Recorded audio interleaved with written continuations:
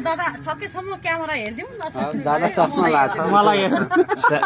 हाम्रो पार्टीको देवानन्द जाऊ नमस्कार धेरै धेरै नमस्कार नमस्कार म यो वर्तमान नगरपालिकाको सभापति जासुस पार्टीको म बोल्दैछु। ओके के छ यहाँको जनताहरू कतिको एक्साइटेड हुनुहुन्छ यहाँको जनताहरू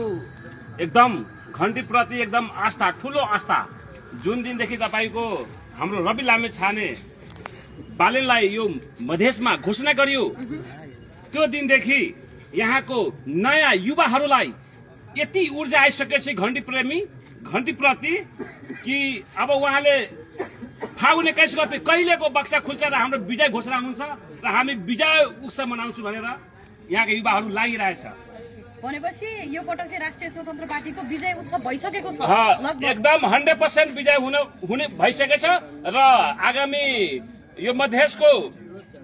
बाट बालेन शाह प्रधानमन्त्रीको रूपमा सबैले स्वीकार गरिसकेछ। के छ अब नरेन्द्र शाहजी क्षेत्र नम्बर 3 बाट चाहिँ उड्दै हुनुहुन्छ हैन यहाँको जनताहरूले पत्याउने आधार के रहेको छ अघि पनि मैले भनेको थिएँ हरिजी नारायण काजी श्रेष्ठ लगायतको धेरैजना व्यक्तित्वहरूसँग चाहिँ उहाँले प्रतिस्पर्धा गर्दै हुनुहुन्छ के छ उहाँले नै विजय प्राप्त गर्नुहुन्छ कि अथवा के छ तपाईहरुलाई कतिको डर छ त्यो कुरामा? अब नरेन्द्रजी उहाँ यो लगाएर तपाईको 3 कालले यहाँ खटो भएर छ उहाँ पुरानो पनि उहाँले धेरै देन छ उहाँले पनि जनता प्रति ठुलो आस्था राख्नु भएछ उहाँले पटक पटक असफल भए पनि उहाँले आफ्नै क्षेत्र नम्बर 3 मा उहाँ रोजेर आउनु भएको छ कि यो पाली तपाईको पक्कै जित हुन्छ यो घन्टीको लहरले गर्दाखेरि र यो देशको जो तपाईको 76 जना युवालाई ताकी सिनामा गोली हाने हत्या गरेछ भ्रष्ट सरकारहरूले त्यसको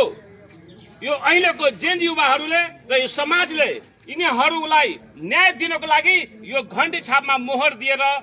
जिताएर र यो देशको जो भ्रष्ट शासकहरूलाई एक गरी हिसाब लिनेछ। यहाँ नरेन्द्रजीले चाहिँ भ्रष्टाचारको अन्त्य गर्नुहुन्छ भन्ने के छ त तपाईहरुसँग तथ्य प्रमाण? उहाँले अब पुरानो नयाँ होइन उनी नयाँ अनुहार होइन ऊ पुरानो अनुहारको मान्छे हो उहाँले बोल्दैन तर सबै एक रिपोर्ट गरेर राखेछ उहाँले उहाँको जब आफ्नो सत्ता आउँछ उहाँको आफ्नो पद आउँछ उहाँ संसद बन्नुहुन्छ उहाँ एक भ्रष्टाचारीको तपाईको ब्याज सहित उहाँले टिप्पणी गरेर यो देशको जनतालाई लिएर उहाँ न्याय दिनु सक्नुहुन्छ। म पूर्ण वफादार छु। Thank you so much. नमस्कार।